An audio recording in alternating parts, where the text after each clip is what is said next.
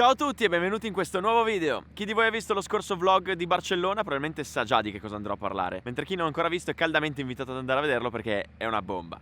Oggi mi trovo a Barcellona, o meglio, in realtà Barcellona è da qualche parte giù di là. In questo preciso istante sono sul circuito di Castellolí, una pista poco fuori Barcellona, perché Kia mi ha invitato a provare in anteprima un'auto che uscirà a brevissimo, ovvero la nuova Kia Proceed. Nella giornata di ieri e per tutta la mattinata di oggi abbiamo avuto modo di provare questa macchina in giro per la città per provarla a fondo e per testarne tutte le caratteristiche. Mentre oggi pomeriggio invece siamo qui in pista perché la scanneremo come i pazzi. In questo video quindi vi recensirò approfonditamente quest'auto e infine, anche se piove ed è bagnato, le tirerò il collo in pista.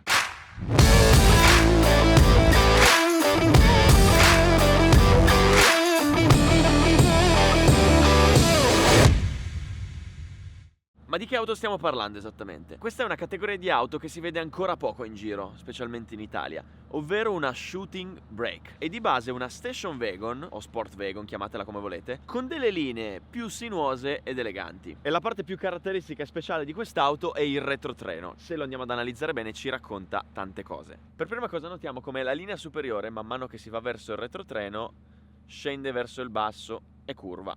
Notiamo poi un elemento di design molto particolare, ovvero il faro posteriore. Come vedete non abbiamo due singoli fari, ma abbiamo un unico faro che percorre tutta la larghezza della macchina. Scendendo in basso infine notiamo qualcosa che a tutti i malati di motori come me fa venire l'acquolina in bocca, ovvero un bel diffusore cazzuto e one e two, due scarichi. Il che ci fa capire che lì sotto si nasconde qualcosa di molto interessante. La trazione è davanti e il peso in ordine di marcia è di 1421 kg. Il baule, come mi aspetterei da una sport wagon, è veramente enorme. 594 litri, come sempre facciamo la solita prova per vedere se ci sto dentro. Beh, chiaramente, considerando che è una shooting brake e qui sotto scende giù, non posso starmene seduto così come su un SUV. Però direi che ci si sta veramente alla grande qua dentro. Ci sarebbe anche lo spazio per un Dani Pedrosa qua.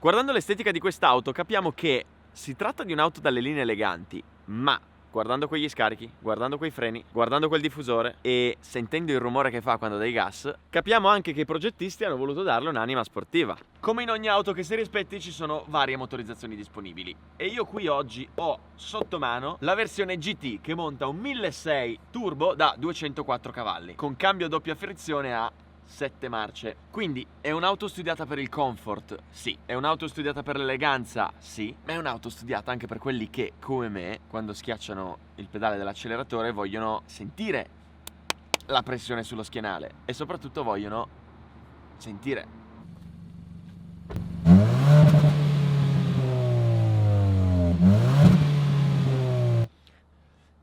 E quando entriamo dentro capiamo che il lavoro di design che abbiamo visto fuori è stato fatto anche dentro. Innanzitutto una chicca che non poteva mancare. Indovinate un po' cosa succede quando chiudo la portiera?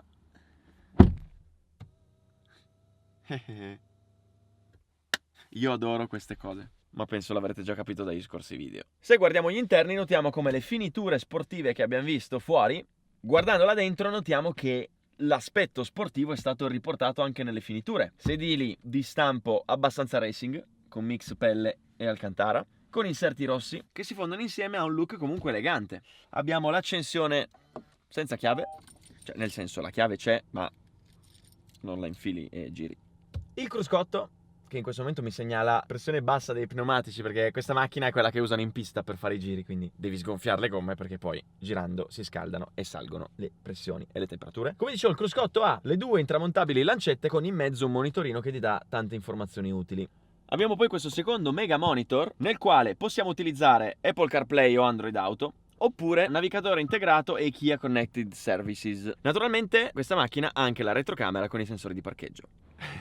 Ci stavo mettendo troppo a girare la recensione, la macchina gli serviva da scannare in pista, così mi hanno dato quest'altra. Sempre una Proceed, sempre una GT, semplicemente al cambio manuale, quindi continuerò la recensione su questa.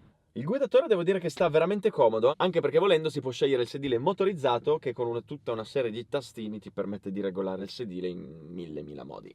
La stessa cosa vale anche per il passeggero, che davanti ha uno spazio per le gambe immenso. Io sono quasi sdraiato. E naturalmente, come ci si aspetta da una shooting brake, anche dietro si sta comodi.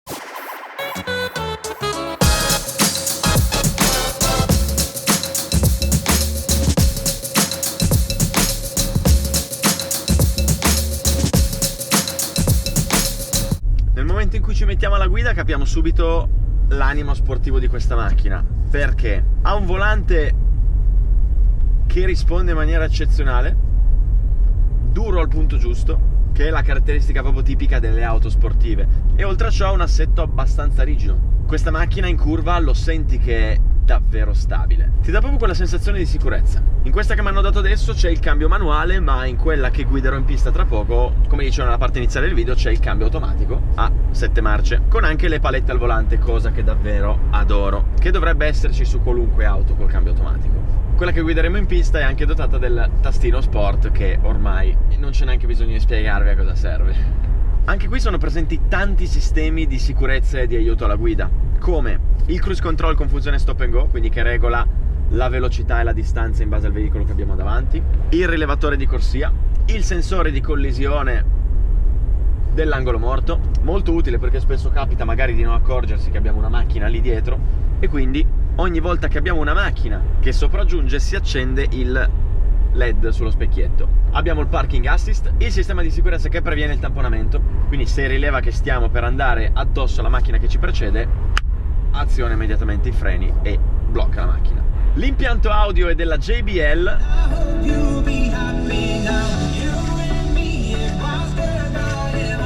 e non sono ancora al massimo.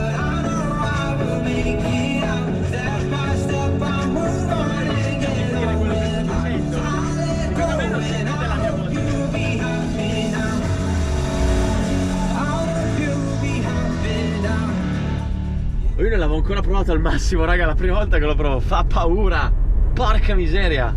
E il bello di quest'auto è che ha una doppia personalità, perché puoi sia dire adesso vado in giro, faccio la persona tranquilla, elegante, magari con la famiglia, magari porto in giro la nonna, ma puoi anche dire adesso prendo, vado in giro e faccio un casino della Madonna. Un'altra figata che ho scoperto prima per caso, praticamente mentre armeggiavo qui ho per sbaglio schiacciato questo tasto e ho iniziato a sentire il volante caldo. È una cosa bellissima. C'è un tastino per attivare il riscaldamento del volante. Oddio. Quindi quando il 5 gennaio esci di casa che hai il ghiaccio sul vetro e sei lì che non riesci a tenere in mano il volante perché è ghiacciato, te schiacci quel tastino ed è la sensazione più bella del mondo. Oltre a ciò naturalmente ci sono anche le funzioni di riscaldamento del sedile, quindi sia guidatore sia passeggero sedile riscaldato con 3 livelli. Finito il giretto su strada, sono tornato nel circuito dove vedete tutte le GT bianche col cambio automatico pronte ad aspettarci, perché adesso si entra in pista e si scanna come se non ci fosse domani.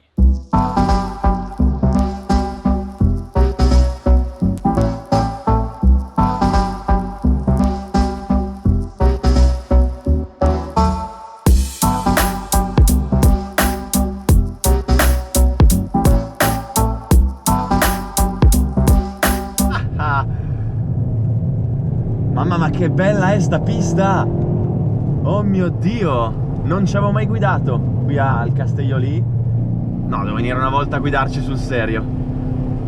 Questo qua è il primo giro esplorativo, non conosco minimamente la pista, quindi sto seguendo l'auto davanti a me, che mi sta facendo un po' da pace car. Come vedete stiamo facendo delle traiettorie un po' da bagnato perché i cordoli sono viscidissimi.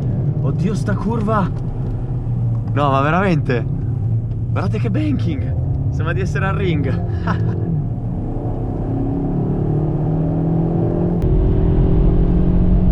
Ok, partiamo col giro. Si mette la quinta in fondo al dritto, si stacca forte per la prima curva verso destra,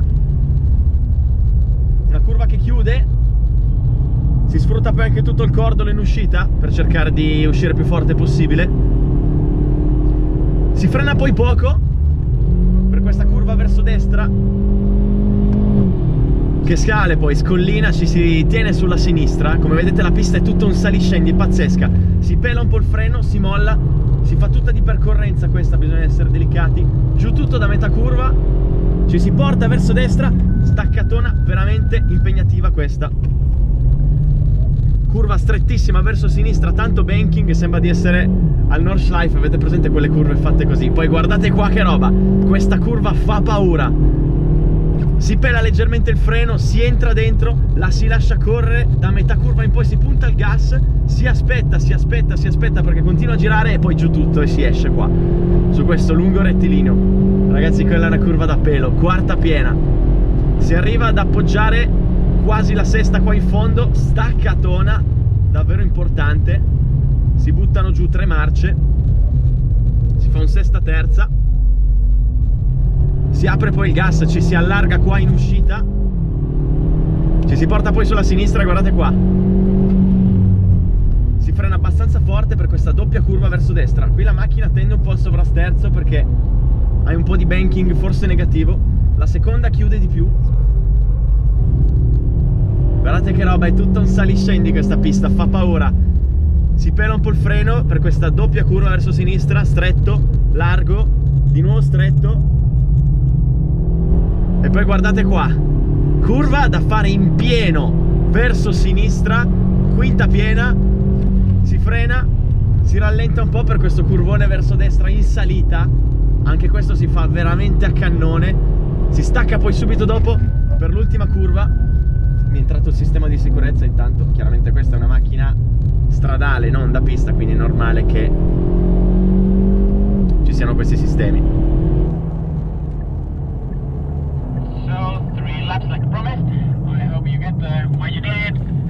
Now we drive to the box, please, and we park the car like we found them. Thank you. Amazing, thank you so much. E questo era il giro della pista di Castellolì.